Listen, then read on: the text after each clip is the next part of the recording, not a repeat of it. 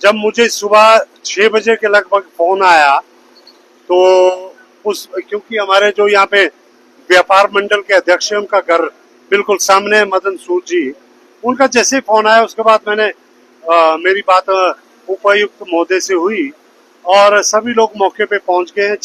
6 बजे से ये ऑपरेशन चल रहा है। 4 जो घायलों को कुल्लू हॉस्पिटल पहुंचाया गया है उसमें से एक डेड डिक्लेयर हुआ और एक को चंडीगढ़ रेफर किया गया है। और इस वक्त जो यहाँ पे स्थिति है ये गुरेज इलाके के हमारे कश्मीर के जो लोग हैं 4 के लगभग अंदेशा जो जताया जा रहा है ये यहाँ पे दबे हुए हैं और उसके साथ एक लोकल महिला है वो भी अंदर दबे हुई है। तो इस वक्त यहाँ पे हमने rock breaker, earth moving machinery पूरी मात्रा में लगा रखी है और एक वर्किंग स्पेस बनाया गया, बावजूद इसके कि जो ये चैलेंज मौसम चैलेंज बनकर सामने आड़े आ रहा है, लेकिन पूरा प्रशासन सुबह से लेकर पूरी सरकार ऊपर से बार बार मुख्यमंत्री जी, उप मुख्यमंत्री जी, बार बार उनका फोन आ रहा है, वो नजर बनाए हुए हैं। लेकिन सबसे बड़ी प्रमुखता ये है कि यहाँ पे जो इन बॉडीज को आज ही रिकवर किया जाए। कोशिश तो ये है कि कुछ अगर बच्चे भी हो तो उसका भी, क्योंकि अंदर मकान के अंदर है तो कुछ भी हो सकता है, लेकिन अभी बहुत बड़े ये ऑपरेशन यहाँ पे चल रहा है। और मैं समझता हूँ जो हमारा जो इनर अखाड़ा का ये इलाका है इसमें ऊपर जो मठ का इलाका है वहाँ पे ड्रेनेज का सिस्टम जो बहुत टाइम से हमने बड़ा सारा पैसे का प्रावधान भी किया है, लेकिन लोग ड्रेनेज के लिए जगह नहीं देते हैं।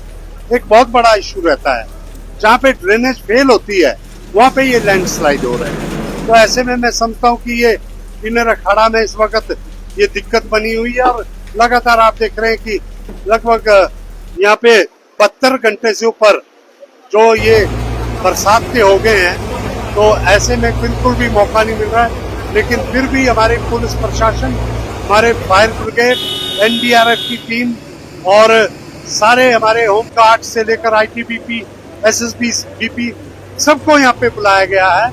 यहीं पे बैठे हैं, यहीं पे जो स्थानीय व्यापार मंडल है या सिंह सभा की तरफ से इनको खाने का इंतजाम किया गया है सारी फोर्सेस के लिए, और नगर परिषद कुल्लू की भी पूरी टीम लगी है।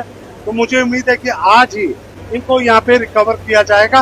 और आपके माध्यम से बताना चाहता हूँ कि पूरा प्रशासन चुस्त दुरुस्त होकर इस काम को आगे बढ़ाए हुए। देखिए ऐसा है, जितने दिनों से बारिश चल रही है, अब तो आप जानते हैं कि हिमाचल के साथ साथ पंजाब, उत्तराखंड, जम्मू कश्मीर, हर एक इलाके में जो ये दिक्कत बनी हुई है। और ज्यादा नुकसान जो है नेशनल हाईवे का है।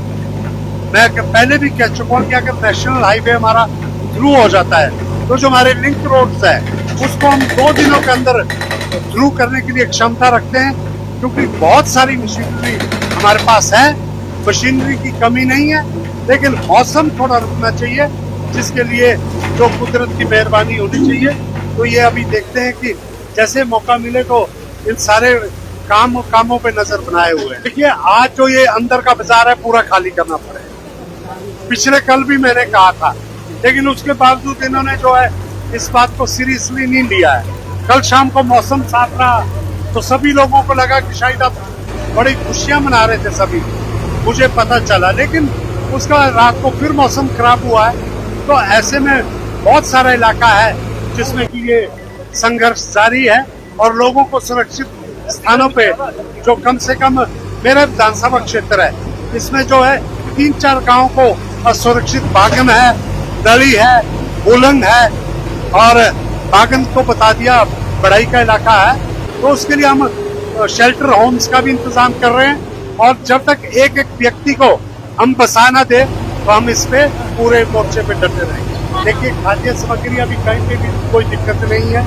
हाँ ये है कि बिजली नहीं है, बिजली की वजह से लोगों को पैनिक है, लेकिन आप जानते हैं कि पेड़ गिर रहे हैं, रोज पेड़ गिर रहे हैं, फिर भी दिन रात एक करके हमारा जो विद्युत विभाग काम कर रहा है। मौसम खुलते ही सभी चीजें सामान्य हो